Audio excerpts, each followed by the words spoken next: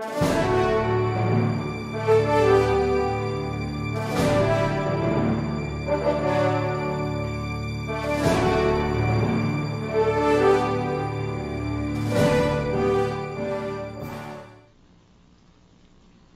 na po, siguro ito po ang inyong pinakaiintay.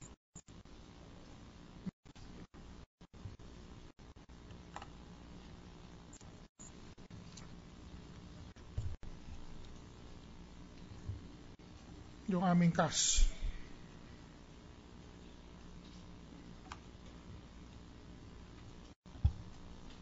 Nung pinatawag po namin si Ombudsman Conchita Carpio Morales,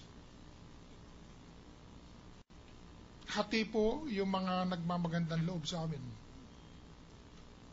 Meron pong nagsabi,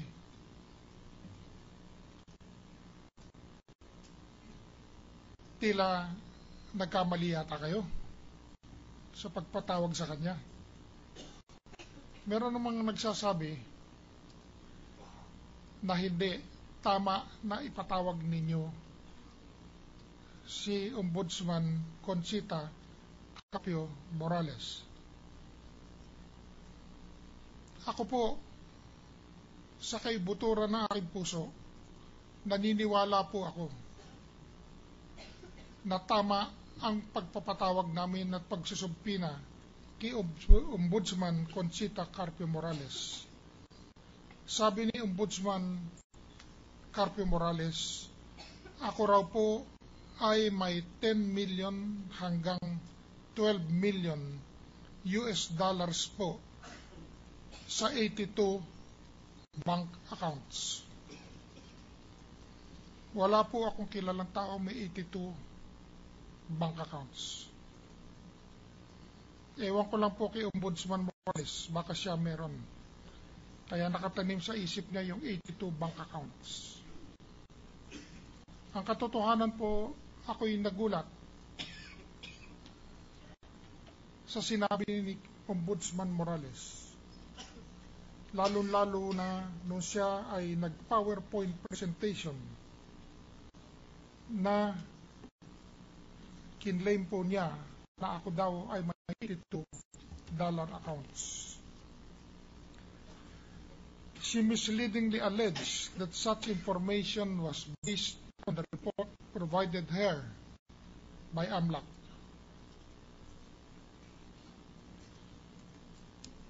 Ito pong AMLAC report na ginamit ni Ombudsman Morales dito sa impeachment court na ito,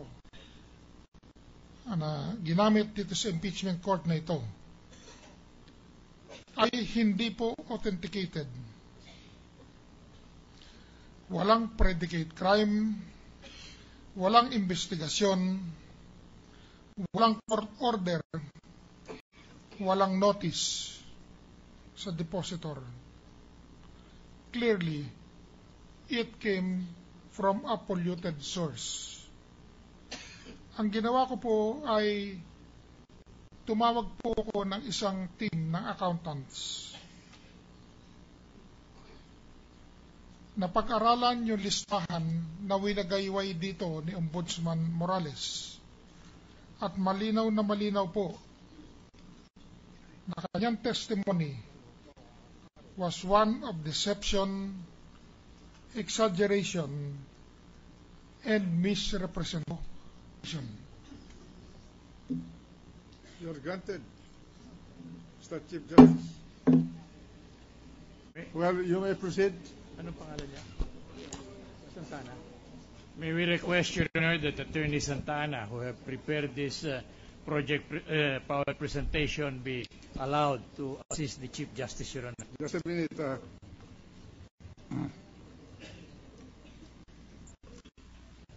Will you repeat your request? May we request, Your Honor, Attorney Santana, who assisted, who principally prepared this PowerPoint presentation, Your Honor.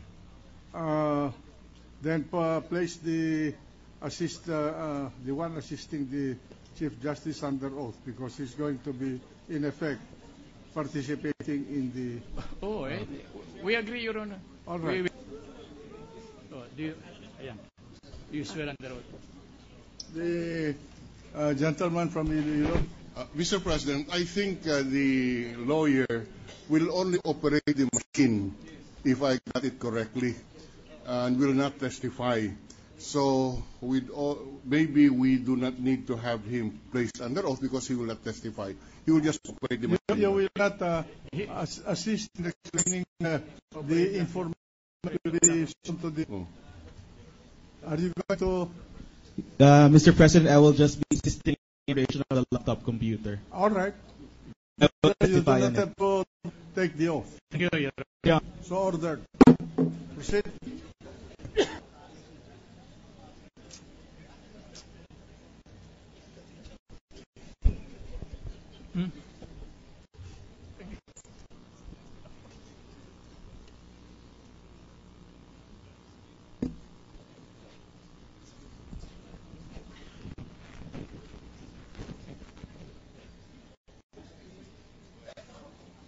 With the permission of the Honorable Court.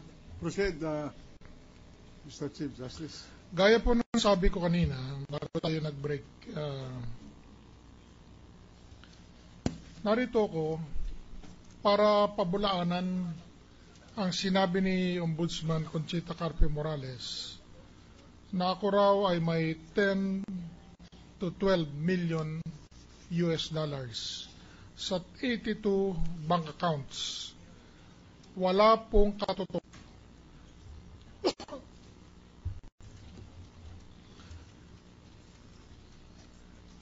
Nung siya ay mag-testify po dito, nag-assemble po ako ng team of accountants to analyze her presentation at gagamitin ko po ang sarili diagram ni Ombudsman Morales para i-expose ang napakatinding pagsisinungaling niya para sirain ang aking reputasyon. Ito po ang report ng aking mga accountants, kanilang analysis ng explanation ni Ombudsman Morales. The prosecution, since the Honorable Chief Justice is actually testifying now under oath, and he has been doing this. If there is any objectionable portion of the testimony of the Chief Justice, you may raise your objection, and the court will consider. Your Honor, please, in concerns with the pronouncement made by the Honorable Presiding Justice, Your Honor, may we now move that all the statement of the witness, Your Honor, in his opening statement be considered. Well, anyway, that is under oath. Yes, actually, the Chief Justice was placed on witness stand, took his oath Yes, Your to Honor. testify, and he testified in a narrative way. Yes, Your Honor. And that is why earlier I said,